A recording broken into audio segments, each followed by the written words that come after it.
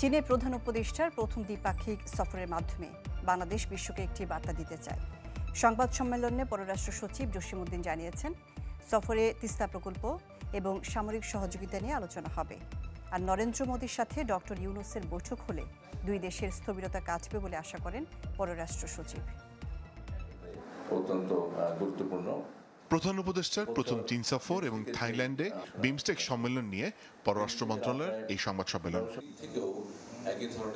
পররাষ্ট্র সচিব জসিমউদ্দিন জানান, বুধবার দুপুরে চীনের পাঠানো চার্টার ফ্লাইটে রওনা দেবেন প্রধান উপদেষ্টা। বোয়াও ফোরাম ফর এশিয়া বার্ষিক সম্মেলনে যোগ দেওয়ার পাশাপাশি আগামী 28 তারিখ দেশটির প্রেসিডেন্ট শি জিনপিং এর সঙ্গে বৈঠক করবেন ডক্টর ইউনূস। সফরে সই হবে 8টি সমঝোতা স্মারক, সম্ভাবনা আছে 10টি ঘোষণা আসার। আলোচনার টেবিলে আছে তিস্তাও। মাননীয় প্রধান উপদেষ্টা তার প্রথম দ্বিপাক্ষিক সফর হিসেবে চীনকে বেছে দেওয়ার মধ্য দিয়ে একটা বার্তা আমরা দিচ্ছি। ওয়াটার ম্যানেজমেন্টের বিষয়ের আওতায় তিস্তা প্রকল্প নিয়ে কথার একটা সুযোগ আছে। এটা আমি আগে থেকে এক্সপেক্ট করতে চাই না, কিন্তু আমাদের দিক থেকে সাধারণভাবে সামরিক বিষয়ে চীনের সাথে যে সহযোগিতা আছে সে বিষয়ে সাধারণ একটা আলোচনা হবে।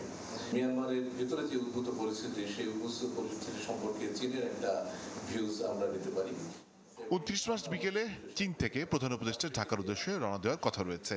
সংবাদ সম্মেলনে পররাষ্ট্র সচিব উত্তর দেন ইউনূসের আসন্ন থাইল্যান্ড সফর নিয়েও।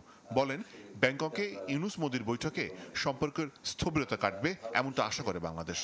ভারতের সাথে আমাদের সম্পর্কের যে বর্তমান প্রেক্ষাপট, সেই প্রেক্ষাপটের প্রেক্ষিতে এই বৈঠকটিকে আমরা গুরুত্ব দিয়ে দিচ্ছি এবং আমরা আশা করি যে এই বৈঠকটি যদি অনুষ্ঠিত হয় তাহলে আমাদের দ্বিপাক্ষিক সম্পর্কে যে সৃষ্ট স্থবিরতা সেটা কেটে যাওয়ার সম্ভাবনা আছে।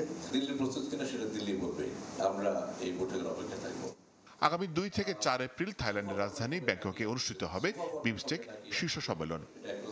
হবে মোর্শেদ হাসিব, চ্যানেল 24, ঢাকা।